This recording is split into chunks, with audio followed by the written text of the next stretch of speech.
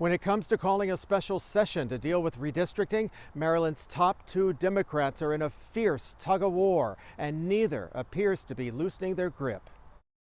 At the State House, the lines are drawn. Senate President Bill Ferguson firmly against calling lawmakers back to Annapolis. Governor Wes Moore firmly in favor of it. A special session is not off the table, regardless of what anyone else says. The governor wants to call a special session so lawmakers can redraw the boundary lines for Maryland's 8 congressional districts. He's been pressing for redistricting in response to other Republican states, which have redrawn their congressional districts. We are not going to bend the knee to the Trump administration.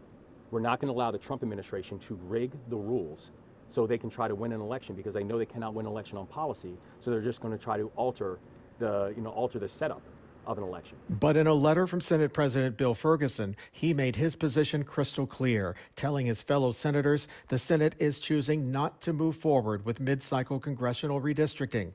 The legal risks are too high, the timeline for action is dangerous, the downside risk to Democrats is catastrophic, and the certainty of our existing map would be undermined. And I think the Senate president was the adult in the room in many ways, because he realized the courts would slap this down.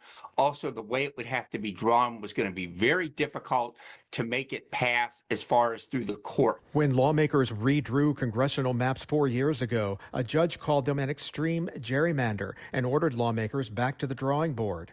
But today, the governor was standing his ground. Maryland needs to stand up. That Maryland needs to have a voice, and Maryland needs to have a backbone.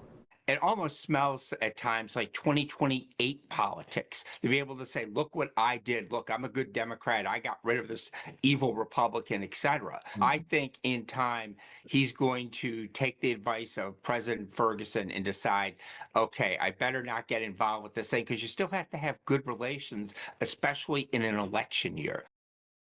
Well, right now, 31% of registered voters in this state are registered Republicans. Yet just one of the state's 8 congressional districts is represented by Republican.